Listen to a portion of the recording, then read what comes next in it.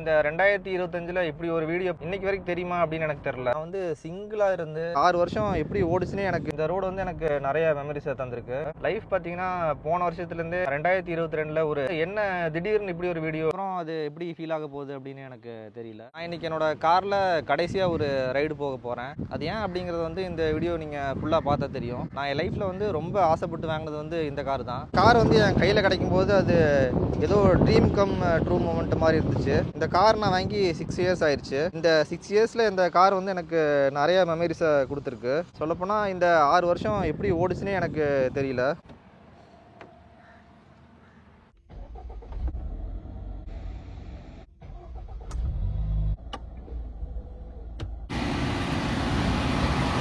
இப்போ நம்ம டிரைவ் பண்ணிட்டு இருக்க ரோடு பேர் தான் சேலம் கொச்சி ஹைவே ரோடு அப்படின்னு சொல்லுவாங்க. என்னோட கூகுள் மேப்போட டைம்லைன் எடுத்து பார்த்தா நான் இந்த ரோட்ல தான் மேக்ஸிமம் டிராவல் பண்ணியிருப்பேன். லைஃப்ல சேடா இருந்தாலும் சரி, ஹாப்பியா இருந்தாலும் சரி, எனக்கு இந்த ஹைவேல எப்போ கார் எடுத்துட்டு போனாலும் ஒரு தடவை கூட போர் அடிச்சது கிடையாது. இந்த ரோடு வந்து எனக்கு நிறைய மெமரிஸை தந்திருக்கு. அது இனிமேலும் தரும். இந்த ரோட்ல பாத்தீங்கன்னா ஸ்பீட் லிமிட் அப்படின்னு ஒன்று இருக்கு. கடைசியா பாத்தீங்கன்னா நான் 2022ல ஒரு ஃபைன் வாங்கினேன். இப்போ டிரைவிங்ல பாத்தீங்கன்னா நல்ல ஒரு மெச்சூரிட்டி வந்துருச்சு. அதனால இந்த 3 வருஷத்துல ஒரு தடவை கூட நான் ஃபைன் வாங்கல. ஏன்னா வெறும் 1000 ரூபாயில முடிக்க வேண்டிய ட்ரிப் வந்து 3000 ரூபாயில முடிக்கிறதுக்கு எனக்கு இன்ட்ரெஸ்ட் இல்ல. அந்த 3000 ரூபாய்க்கு நம்ம பெட்ரோல் அடிச்சுக்கலாம். இந்த 2025ல இப்படி ஒரு வீடியோ பண்ணுவேன் அப்படின்னு எனக்கு தெரியும். பட் நம்ம ஆடியன்ஸ் வந்து என்ன திடீர்னு இப்படி ஒரு வீடியோ அப்படின்னு நினைக்கலாம். ஆனா நான் வந்து 2025ல வந்து காரை கொடுக்கலாம் அப்படின்னு ஒரு பிளான்ல இருந்தேன். இந்த பிப்ரவரி மாசமே கொடுக்க வேண்டியது. ஆனா இந்த ஈரண்ட்ல தான் கொடுக்கணும்னு இருந்திருக்கு போல. லைஃப் பாத்தீங்கன்னா போன வருஷத்துல இருந்தே என்ன வந்து ரொம்ப டிஃப்ரெண்டா ட்ரீட் பண்ண ஆரம்பிச்சிருச்சு. நான் இப்படிலாம் நடக்கும் அப்படின்னு சொல்லிட்டு ஒரு நாள் கூட யோசிச்சது கிடையாது. நான் வந்து என்னோட க்ளோஸ் ஃப்ரெண்ட்ஸ் கிட்ட கூட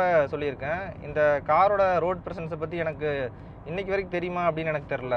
வெளியே போனோம் அப்படின்னா சின்ன பசங்க இன்னுமே கேட்பாங்க, ஆனா ஜாகுவாரானா அப்படின்னு சொல்லிட்டு. அப்பதான் வந்து நான் யோசிப்பேன், ஓ இந்த காரை வந்து நிறைய பேரோட மனசுல நல்லா பதிஞ்சிருக்கு அப்படின்னு சொல்லிட்டு. காரை வந்து பார்க் பண்றது கூட அவ்வளோ சேஃபான ஒரு ஸ்பாட்டை பார்த்து தான் நான் எப்பவுமே பார்க் பண்ணியிருக்கேன். இந்த காரை நான் இப்போ வரைக்கும் நல்லபடியாக பார்த்துக்கிட்டேன். இந்த காரை வந்து சேஃபா பார்க் பண்றதுக்காக வீட்டில் இருந்த ரூமை கூட ஒரு பார்க்கிங்காகவே மாற்றியாச்சு. நான் வந்து சிங்கிளா இருந்து மேரீடு ஸ்டேஜ் வரைக்கும் இந்த கார் வந்து என் கூட ட்ராவல் பண்ணியிருக்கு. கிட்டத்தட்ட வீட்டில் ஒரு ஃபேமிலி மெம்பர் மாதிரியே ஆயிடுச்சு.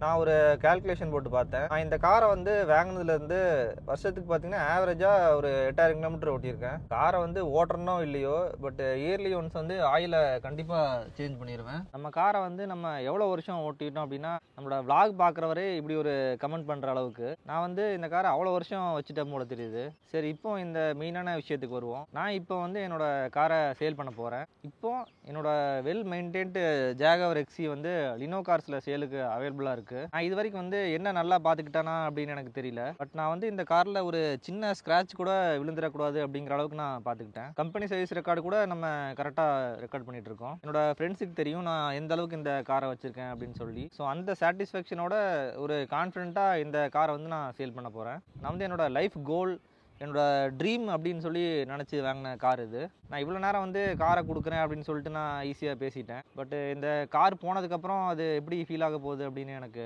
தெரியல. பட் இதுதான் வந்து கரெக்டான டைம் அப்படின்னு நான் நினைக்கிறேன். இது வரைக்கும் இந்த வீடியோ பார்த்த உங்கள் எல்லாத்துக்குமே பெரிய தேங்க்ஸ்.